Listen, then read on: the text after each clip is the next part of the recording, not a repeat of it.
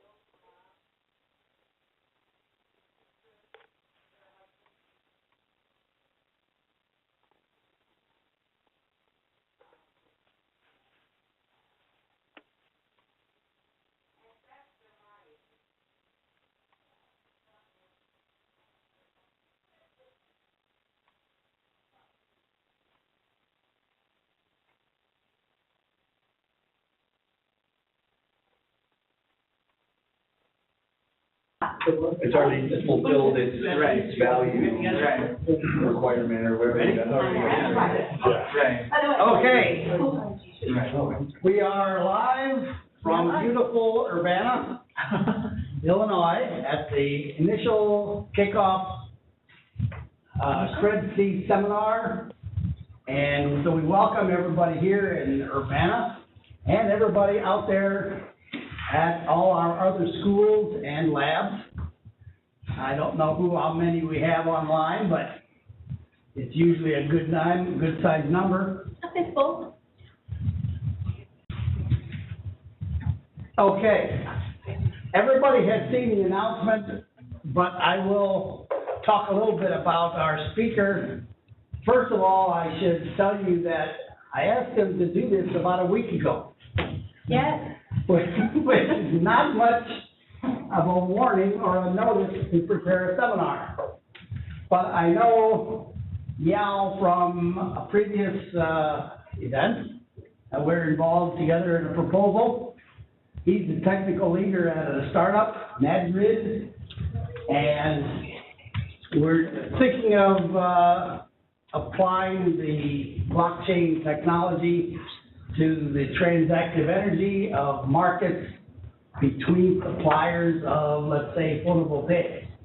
You might have thousands of people with rooftop solar, and they want to participate and sell their products.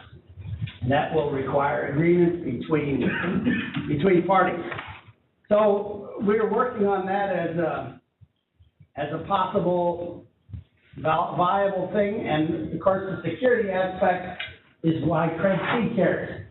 Qi's focus is on cybersecurity for the power grid or energy delivery systems, and this would work for either one. So I won't talk a whole lot more. I hope you enjoy this because I was told this is going to be a basics talk. Andrew Miller is here too. Andrew, you're Yao's advisor, right? Yeah, that's right. Okay, so he'll be able to help out if we need help. But Yao got his bachelor's and master's degree here from Illinois, currently a PhD student.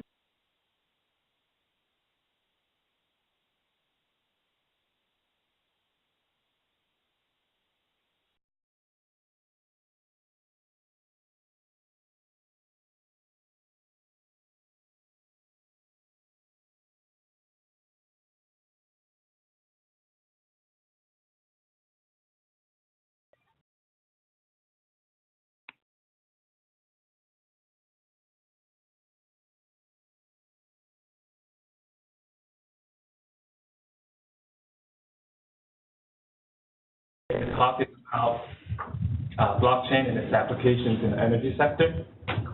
So a little thing about me, although Pete has already introduced me. My name is Yao Qian. I go by with Yao, and you can see my Twitter handler there, Paul Qian. I graduated in 2014 as an undergrad at University of Illinois. I majored in CS, and after that I worked for 2 years as a software development engineer at Yahoo here in Champaign as well. And after that, for some like personal reason, I had to go back to school, and I was actually just graduated this August as a master. And Professor Andrew Miller is my advisor, and he kindly let me pass my thesis on exactly July 4th. So I missed the fireworks.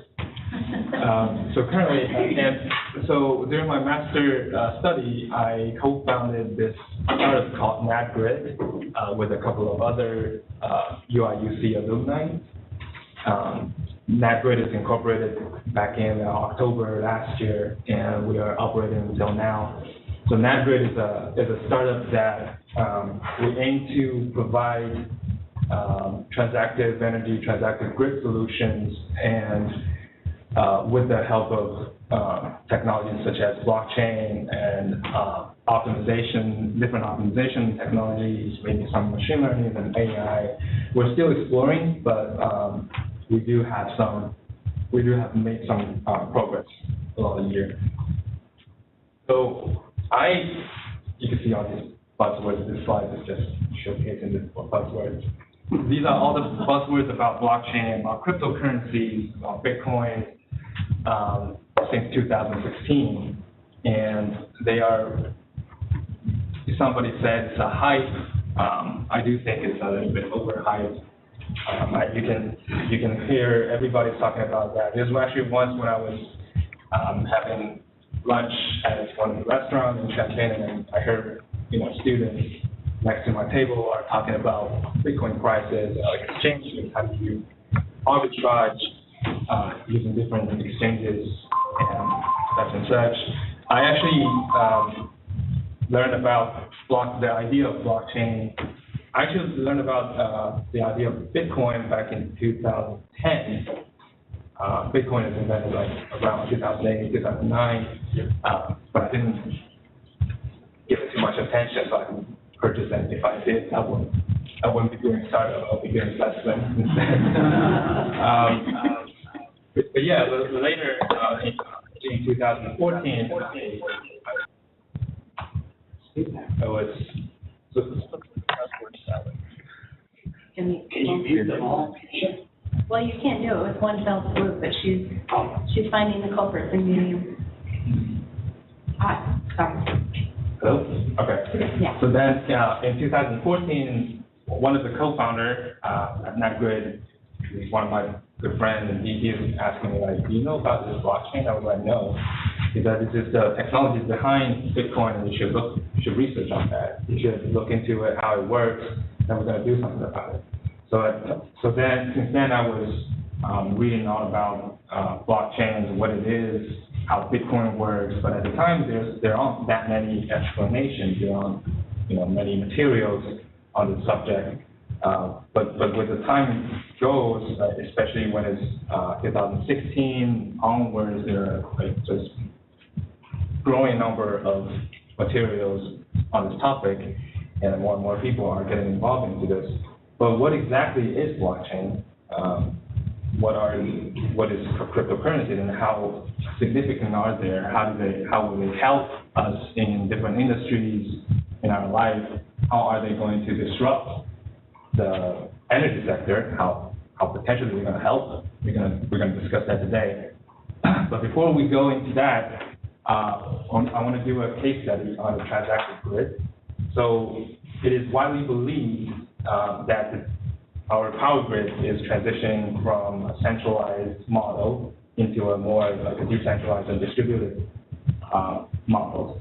So in the old days, we have the barrier of entry into the power industry is tight. It's restricted. Power generations are usually controlled by a centralized big power plant, and it needs a lot of investment and a lot of work in order to build one.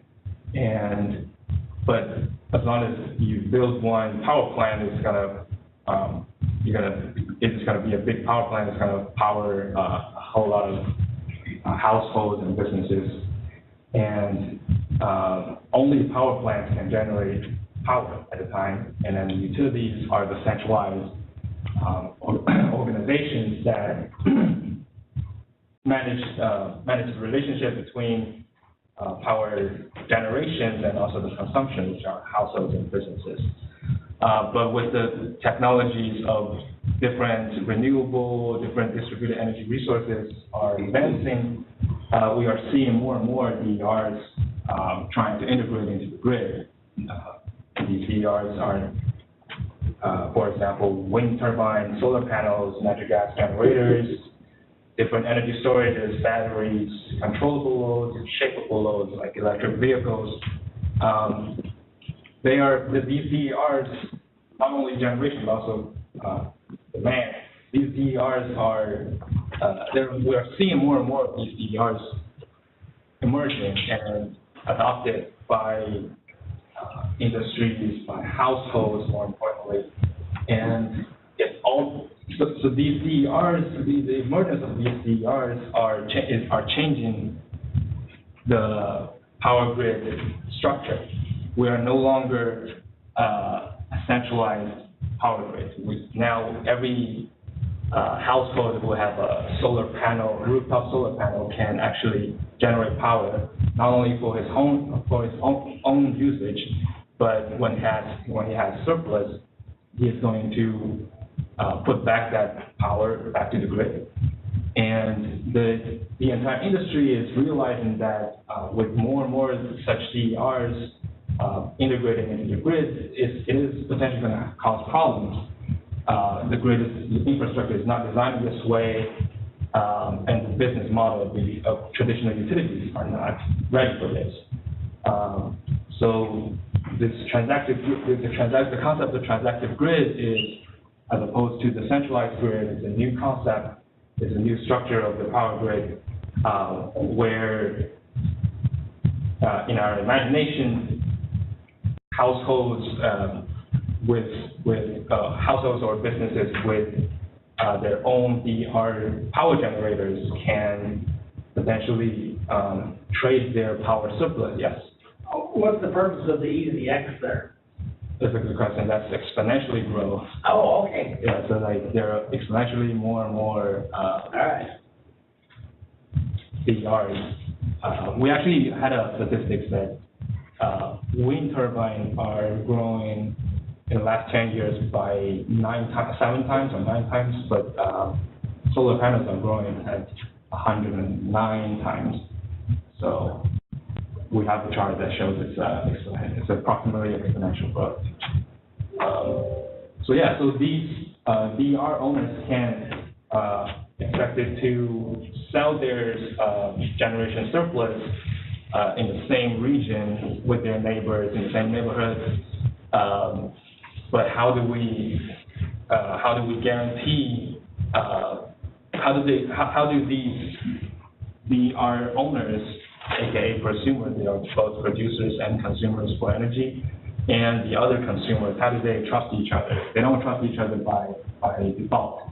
How do they trust the system so that they can trade energy to each other? How are prices at different points decided? How do we decide a price for them to trade on?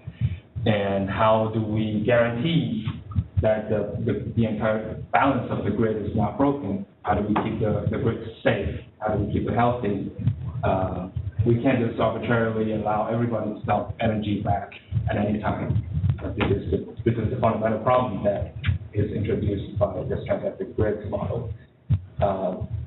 We are, not only us, but a lot of parties are actually researching how can we potentially use blockchain to help pushing the grid from a centralized model to a decentralized. And in the first part of this talk, we are going to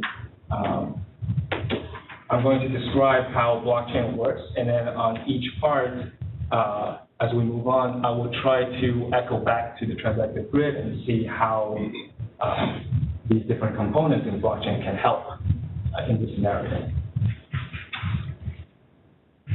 So what exactly is blockchain? Everybody has their own definitions, but in my opinion, I always like to explain it in 4 pillars.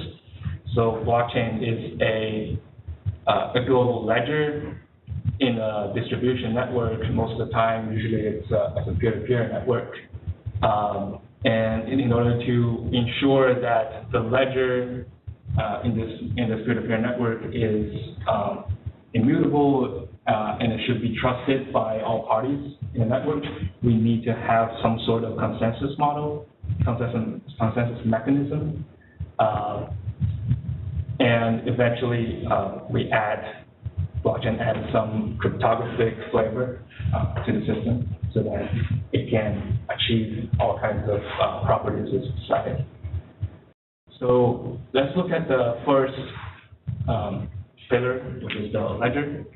So a ledger is essentially a global data structure that stores all transactions that happen in the system. So here, transaction does not necessarily mean financial transactions.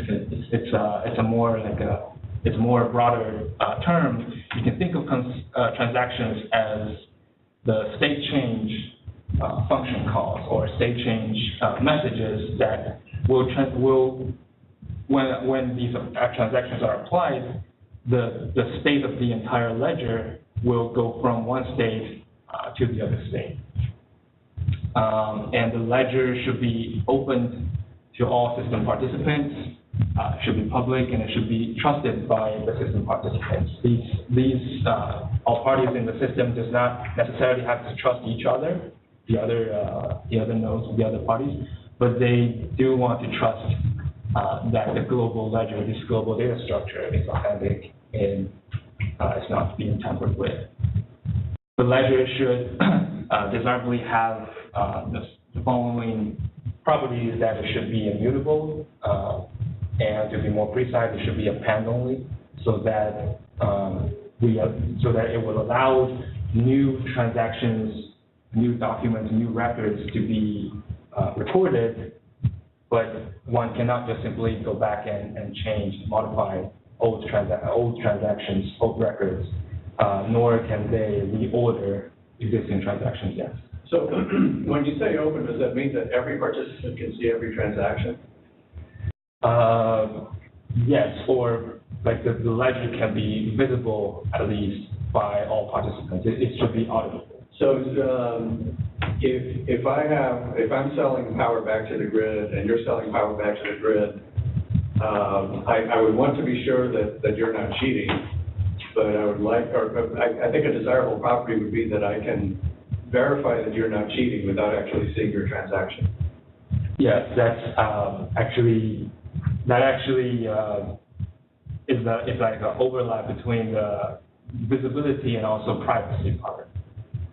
We're going to talk about privacy when we reach the cryptography part of it. But yeah, that's a good point. And the last, we also want this ledger to be verifiable, which means we can verify that a transaction does happen in the ledger. It's actually recorded, and there should be a rather efficient way for it to be verifiable. So this chart, this graph at the bottom, I really like this representation of a ledger. If we are to learn the basics of computation theory, you can think of blockchain or the ledger as a state machine. So the transactions are the messages that apply on the state, and then will transition to a new state.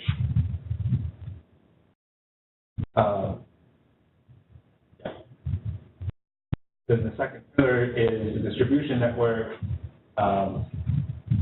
So blockchain is a network, and I believe many of you have seen this chart. This is not precise. This is not very precise. The distributed network is not.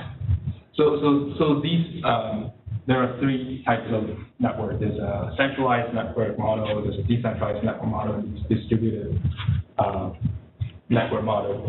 These are not. I said these are not accurate because most of the time, you can see that in centralized model, there's a centralized party or centralized entity that has the actual ownership or the control over all the other nodes.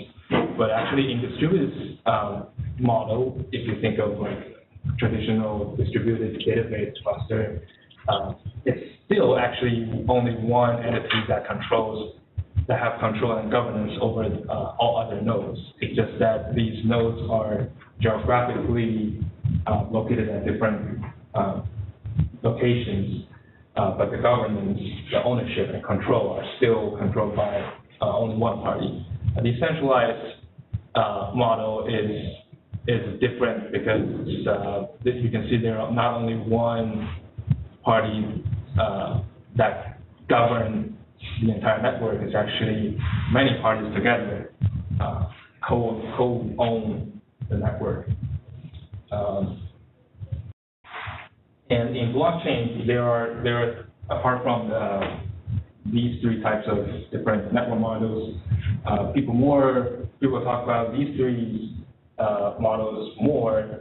There's this public chain model, there's this private chain model. These are like two extremes. In a public chain, it's a blockchain that is totally open access, which means everybody can join the network and leave the network at any time.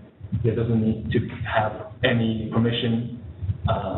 So Bitcoin is actually one example of a public chain. Everybody can start a node on the Bitcoin network, synchronize with the network, and then they become a full node in the network. Private chain, on the other hand, is more like a centralized or a distributed network model, where only one entity, usually it's a company or an organization, who has the total control of all the nodes. And in my opinion, like private chain does not really have. There aren't too many differences between a private chain and a traditional database solution. The only difference may be that the private chain has more of the cryptography flavors in the system. There's the permission chain in between the public chain and private chain model. The permission chain is like any party who want to join the network will have to acquire permission from a consortium, basically, and so that it's more restrictive access than public chain. Not everybody can join and leave freely. They have to, in most of the cases, they have to like open their identity, who they are, and then they will join the consortium and become a node. But the governance of the network is not controlled by only one entity. It's still like all these nodes, all these parties in this permission chain, they co-own the network. And then the third pillar is consensus mechanism. So consensus is important. So back in the before we had this notion of blockchain, distributed consensus, and consensus has been researched a lot in the industry and also in the academia. When we look at blockchain, we always compare it with traditional database systems. And traditional database system has consensus like crash fault tolerance consensus models and visiting fault tolerance consensus model. In the traditional database systems, we need consensus in order to guarantee reliability. We don't want, so since only one party can control all the nodes in the database cluster, we don't want to see like when a node fails, it will cause like a inconsistency in the database state. So therefore, there was research and work on crash fault tolerance that will guarantee that all the honest or the live nodes in the system can still agree on a database state, although there are other crash and fail nodes. And later on, there are Byzantine fault tolerance models. It is a more loose model than crash fault tolerance in the sense that it assumes a node can not only fail or crash, it also assumes that any node can be malicious. It can do any arbitrary thing. It can deliberately miss some messages. It can delay message sending. It can also send like bogus messages. But in a blockchain area, because most of the blockchain systems are public blockchain, these crash fault tolerance is definitely not applied anymore. There's no centralized controller or owner of the system. and in public network, almost we should always assume that any faults are business faults, because a node can not only crash, but it can also do malicious things. And in a public blockchain model, we want to guarantee a few things, such as how do everyone in the network agree on the same state, agree on the global and only state of the ledger. We should also agree on who will generate the next set of records, who will agree on the next set of records that go into the ledger. So these challenges in the public blockchain stimulate these new types of distributed consensus mechanisms. So longest chain rule is basically saying everybody every node in the blockchain should only look at the longest chain in the network and agree on that longest chain as the source of truth, as the only state. There could be forks, because think about it, in a peer-to-peer network, it's an asynchronous network model. Messages can arrive at different orders to different nodes, and sometimes there could be a fork. You know, there's in a previous state, and then there are messages coming in different orders. Some part of the network might come to a conclusion of this order going forward, and some part of the other network can come to a conclusion of a totally different order in the future chain. So the longest chain rule is to say that we are always going to look at the longest chain, and we're going to consider that as the source of truth. Proof of work is also known as mining. You might have heard about mining in the news. You know, minings are costing and wasting a lot of energy. Proof of work is a mechanism so that if we want to elect somebody to be the next node to apply to decide which are the new transactions to be included in the ledger, he has to do a proof of work. This proof of work involves computing like a hash algorithm, and until it finds a hash result that match some criteria. So this proof of work is designed here in order to prevent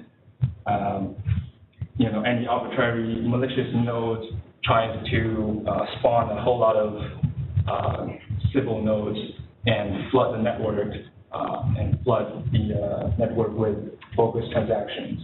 So this proof of work is it's kind of like an anti-spam mechanism. And here in a lot of blockchain products, they use proof of work as a way to elect who's the leader that is going to include the new transactions in the ledger. There are also other proof of X consensus mechanism. The second best known concept is the proof of stake. Similar to proof of work, it is also one way to ensure that to prevent civil attack. Proof of stake is basically saying who has the most stake in the system, they will get a higher chance in becoming the leader in the next iteration to include new transactions. There are also many more new proof of X. There are proof of authority by Energy Web Foundation. There are delegated proof of stake. These are all different consensus mechanisms invented by new blockchain projects. And eventually, the fourth pillar is the cryptography. And cryptography actually plays an important role in the blockchain world. So first, there's the public keys as an identity. Yeah. But Yeah. referring to the cryptography, can you go back to the consensus? Yes. Can you apply some of these to the case study of transactive energy? Like which one of these consensus protocols have you tried or analyzed in the context of the transactive energy application? Based on that, which ones would you recommend? Yeah, so, so actually, we should go back to distribution network as well, because there are debates on which of the network models is best, is appropriate for its transactive grid. Some projects say we want to choose to use public chain because the grid, the transactive grid, every parties in the transactive grid are like the individual node. They don't trust each other. They don't trust they don't want to trust like a new third party. They don't want to share their data. So they propose. Some projects propose that we should use a public chain and adopt the same methodologies that Bitcoins are using. They are just tokenizing the electricity. I will have more slides after that to discuss the potential applications, including like tokenizing energies. There are also other projects that adopt the private chain model in their transactive energy solution. They believe there still needs like a centralized authority that govern and coordinate the transactions between sellers and buyers. And there are also some organizations that propose to use permission chain. So instead of a centralized company, these are usually a consortium of different parties, including utilities, including independent system operators, so that these traditional big players in energy together form a consortium, and then they can serve the customers in their region, and these big players do not necessarily have to trust each other. They can form a permission chain in the consortium in order to serve the transactive grid. In consensus, the choice of consensus mechanism actually depends on the choice of network models. If a project chooses to use a public chain model, they tend to stick with this part, these consensus mechanisms are so widely used in the public blockchain projects like Bitcoin and Ethereum. While those in the private chain world, they use more on the crash fault tolerance and the visiting fault tolerance side. Permission chain models also fall on this side more, because they don't. In a private chain scenario, as I said, it's totally it's totally similar to a traditional database cluster. Therefore, there's no need to go do like proof of work or proof of stake, which are like totally wasting of computing resources. They can just use crash fault tolerance algorithms here. In a consortium blockchain, it depends on how the permissions are set up. Most of the consortium using permission chain model are they require new parties to open identities, open their public keys, so that if they try to do anything fishy, we will know like who they are. So in that case, crash fault tolerance still applies, because the cost to do evil behaviors are high for those parties because their identities are open. in other consortium where identity, the permissions are not so strict, they don't really require. They actually require maybe a more strict consensus mechanism such as Bitcoin fault tolerance, because the cost of doing evil behaviors are higher, and hence they will require the use Bitcoin fault tolerance models. Is there one of these that you use at NASGrid? NASGrid is a permission chain model, and we use.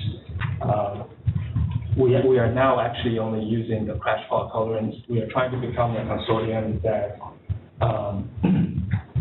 potentially integrate with many utilities in the industry. So that falls in the permission chain model.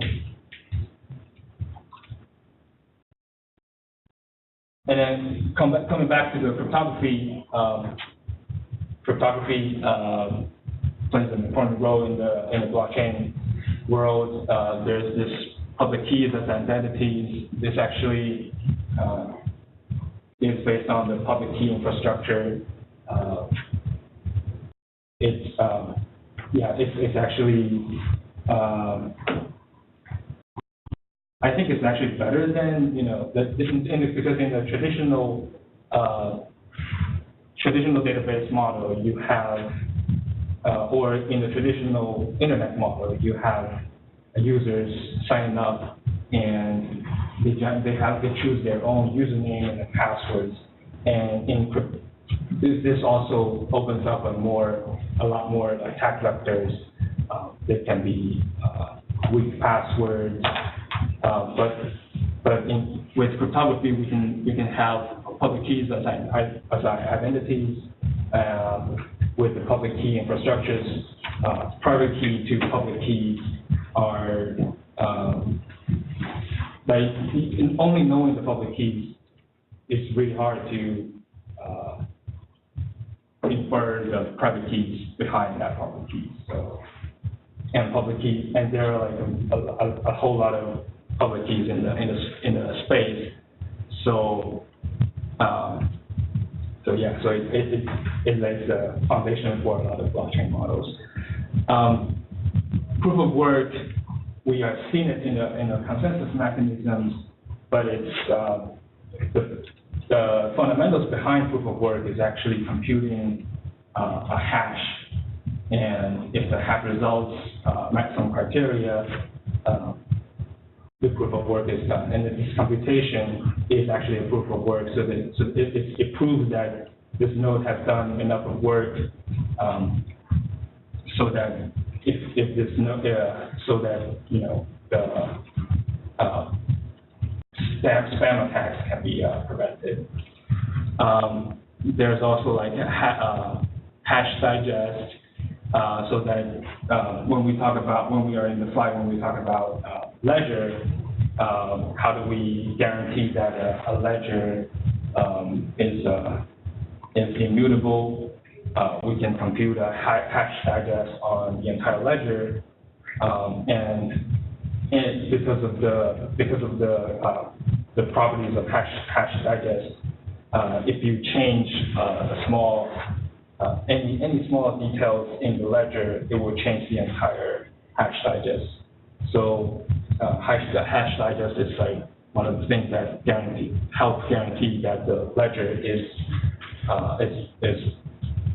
it helps like people trust basically the ledger. There's also this Merkle tree. This goes with the similar idea of hash digest. A Merkle tree is basically it's like a hash tree instead of a hash chain. It's a hash tree where records are distributed at the leaf nodes of the tree, and then every two leaf nodes will combine. They will generate a hash value, and then every two hash values will together combine and then generate a new hash values. All the way it will form a tree structure, and at the root of the tree we have a Merkle root, and that Merkle root can be used as a proof. Similarly, as a hash digest to ensure the integrity of all the records. Similar as hash digest, if you change any of the nodes, any of the leaf nodes, which are actually data, in a Merkle tree, the Merkle root will be totally different.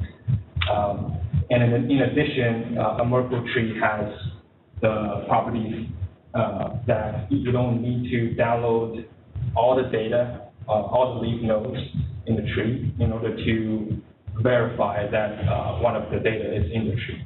You can all you need to do is to download only the branch that, starting from the data that you want to verify, all the way up until the Merkle root, so that you can compare, so that you can easily verify that the record is actually in the tree by basically restructuring and recomputing the Merkle root by comparing like this node, your data node with this neighbor data node, and then they compute like a hash digest, and then you combine that hash digest with the branch along that, with the other branch node along that branch from the leaf node to the Merkle root, and then all the way to the top, you are reconstructing the Merkle root. So then you can compare the Merkle root that you reconstructed with the Merkle root that is presented to see if they are the same. And so Merkle tree is an efficient way for a user to verify that a transaction is indeed included without the need to basically download all of the data. And also, cryptography provides some of the privacy properties, and this is actually a big, like a huge research area a lot of people are working on. Professor Andrew Miller is also an expert in this particular area.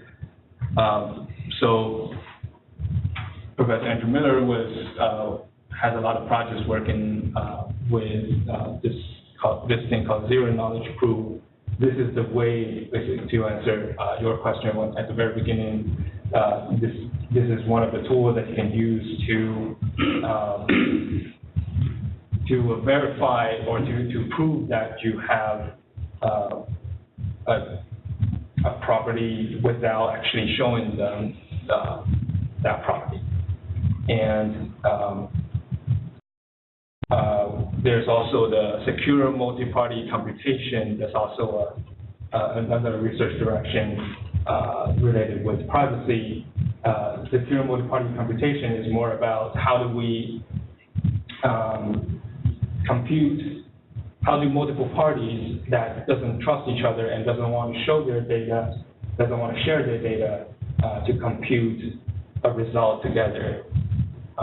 So one of the applications for secure multi-party computation is that in the transactive grid, when everybody have their, when people doesn't want to show their consumption data, they can still,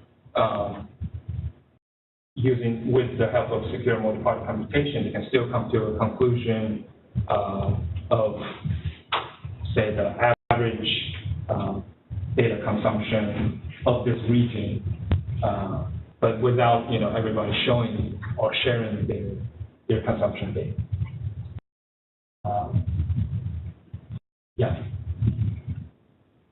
So I want to talk about two dominant cryptocurrencies that are present in the industry. So Bitcoin, everybody knows about Bitcoin. I want to echo the four pillars we just talked about in the Bitcoin project. So Bitcoin Ledger is actually adopting this UTXO model. It's an unspent transaction output. So it's a way to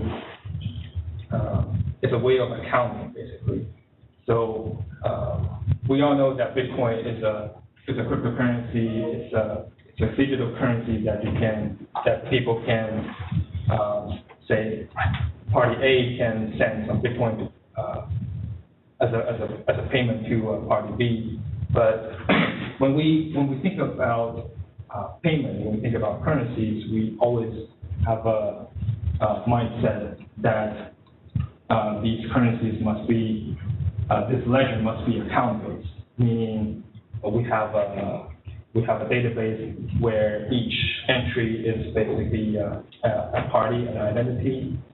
Say Alice have this amount of Bitcoin and Bob has the other amount of Bitcoin, and then when the transaction happens, we are just debited some Bitcoin from Alice and credited it to Bob. But one of the disadvantage with account-based accounting is that in order to verify this transaction, we want to verify that if Alice does indeed have this much balance at hand so that it can transfer to Bob. If she doesn't have this many Bitcoin, then she is actually going below zero balance.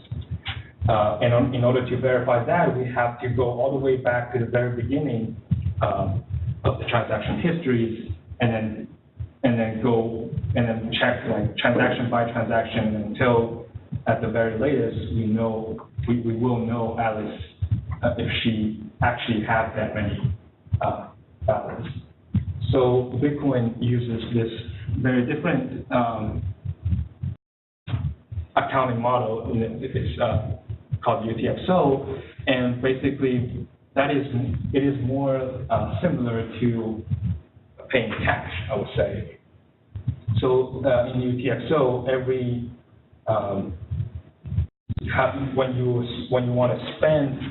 when Alice wants to spend and transfer some Bitcoin to Bob, it has to use an input, and this input is basically an output in the previous transactions, in the previous transaction history. So in this case, we have the first transaction is basically like a genesis transaction where the system just allocate 25 Bitcoin to Alice, and then say Alice wants to transfer 17 Bitcoin to Bob. It needs to include the output of the first transaction here as input, and it generates two outputs, and 17 Bitcoin to Bob, and then there will be another output, which is the change, which is 8 Bitcoin back to Alice. So let's say if Bob wants to transfer 8 Bitcoin to Carol, it also needs to reference this output, the first output from the second transaction, which is this output.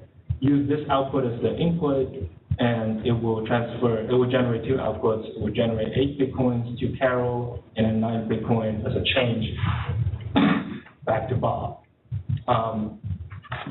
And same idea applies to this one.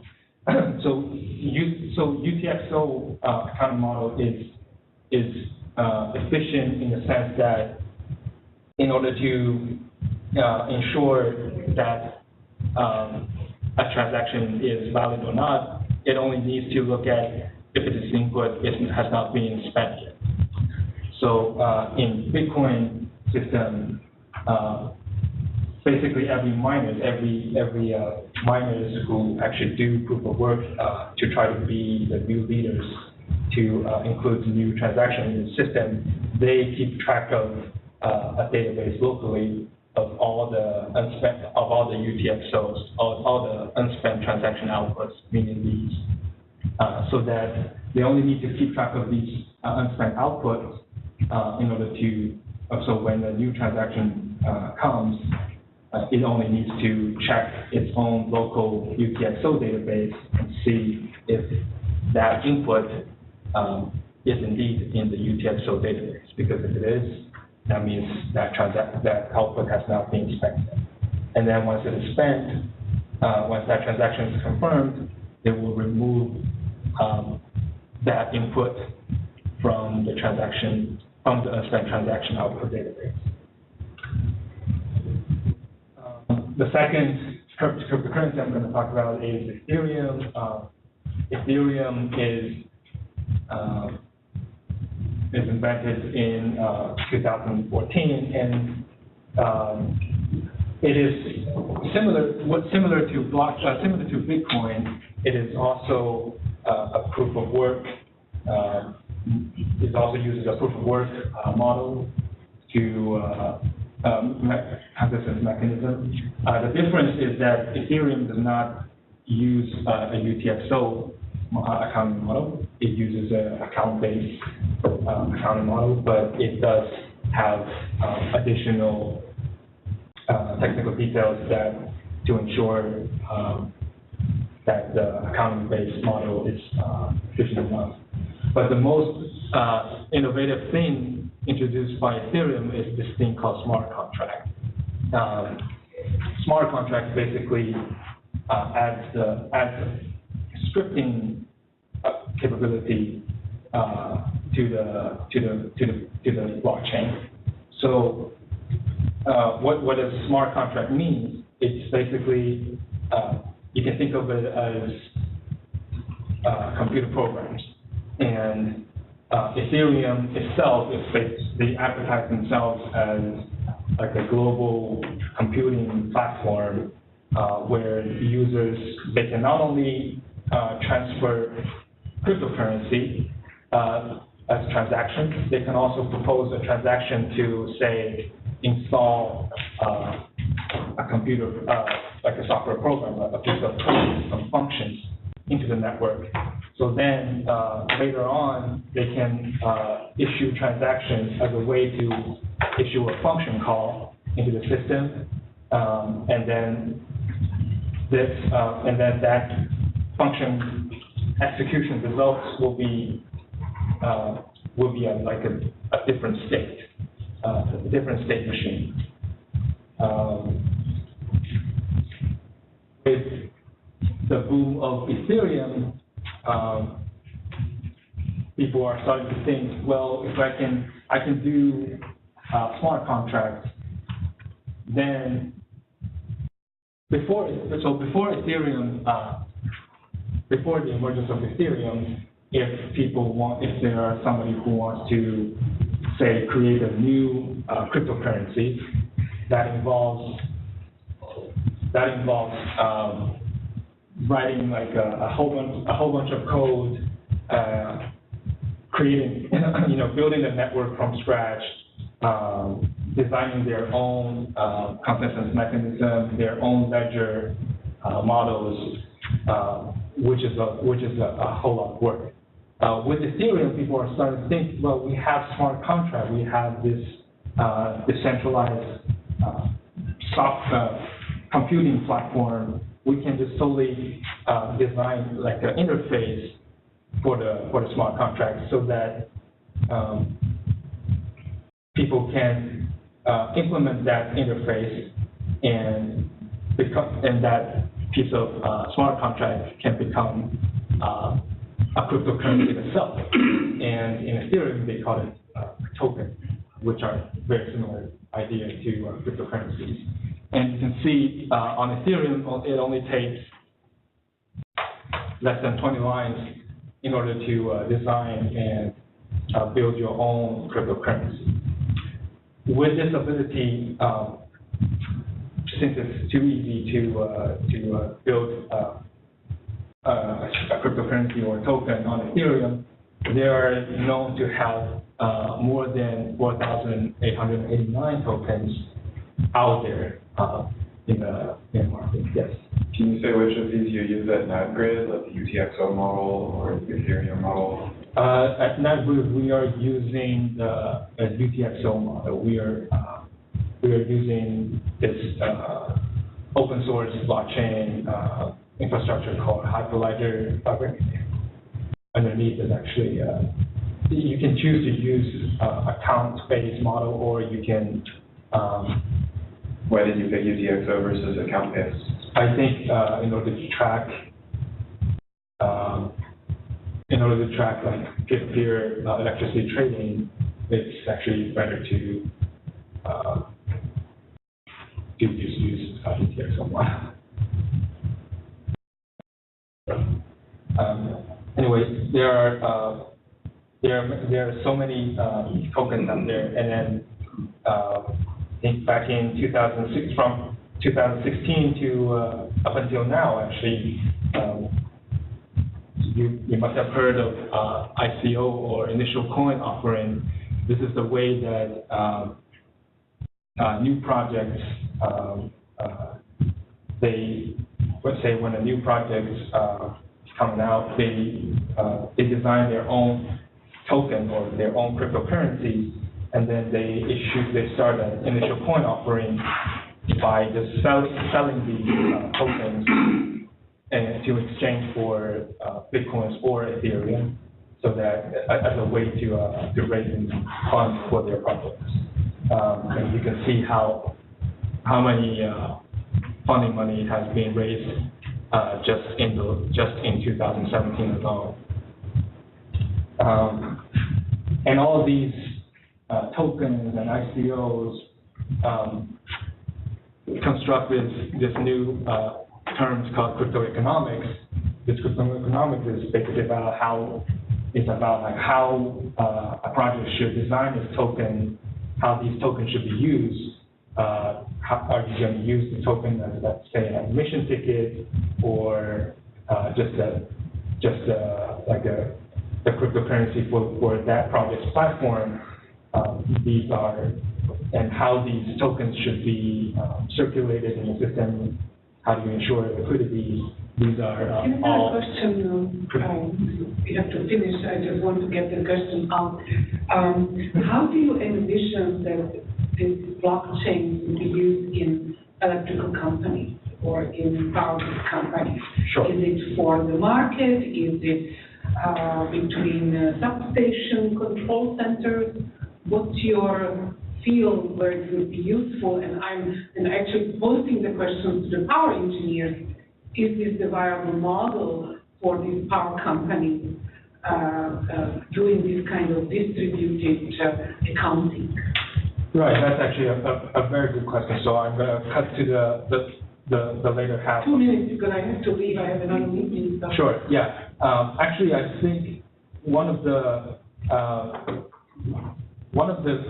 good use case, and actually it's a legit use case in my opinion, is it's the blockchain's usage in the supply chain applications. So I believe it's I believe in the power industries there are power vendors. There are a lot of power vendors. The power industry infrastructures are, like, those infrastructures are built with all different hardwares and components. So it's a similar scenario with food industry, for example, or restaurants. They would like to know if their components, if the food, or in power industry, if the hardwares or the small gadgets are authentic. Are they being tampered with, or are there fraud or whatever? So blockchain plays this can play as a role in this area, in the sense that all different stages in the supply chain they don't necessarily have to trust each other. They don't have to trust a third-party supply chain tracker. What they can do is that they can form a consortium and have a blockchain, have a distributed ledger to record each of the steps in the supply chain. And when the hardwares are built, when they are shipped, normally you can still do that with a centralized solution. But you have to trust like a company or an organization to do that. And different companies may have their own database to track their own supply chain. But with a blockchain in a consortium, the entire industry or the entire sector can actually share one blockchain as a ledger to track all the shipments. Yeah, can I be a little more direct about this? Suppose I want to sell a kilowatt of my solar power to Varun here, and I'm a nice guy, I want to do it for 2 cents a kilowatt hour for the next hour. Mm-hmm. And I want to make that happen. How does it work here? I would have to negotiate with my local company. He would have to negotiate with his local company. We would have to set up some transactions, some bookkeeping. Is that what this is all about? Is it the bookkeeping that goes along with the intermediaries of our transactions? Partly, so one of the directions I was going to talk about is tokenizing electricity in the way that you talk about is if you want to sell your energy to your neighbor, these projects proposes this way such that you tokenize your generation so that every kilowatt hour you generate,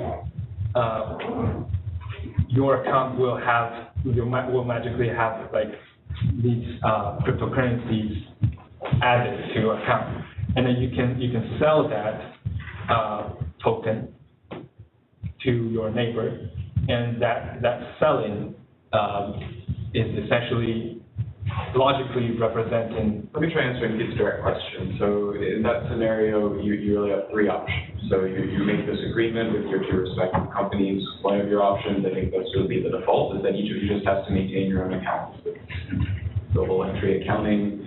At some point, you may both have to settle with each other or show your respective accounts to a court.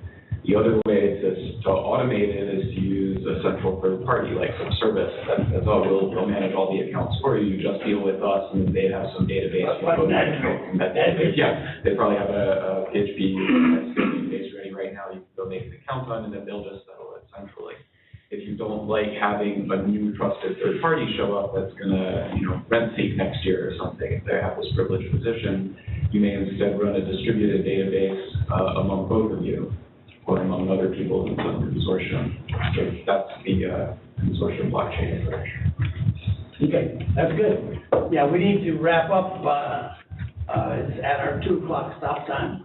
Sure. So did you have any final remarks, or? I don't really have too much final remarks.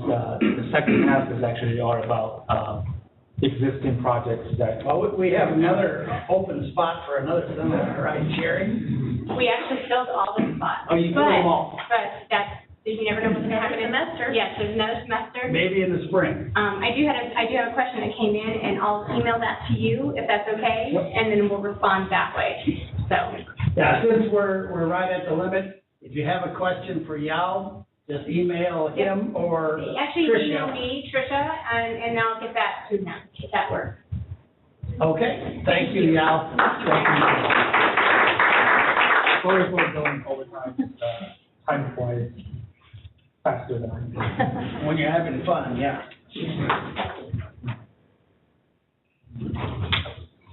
Are you gonna? Yeah, you can hit zero.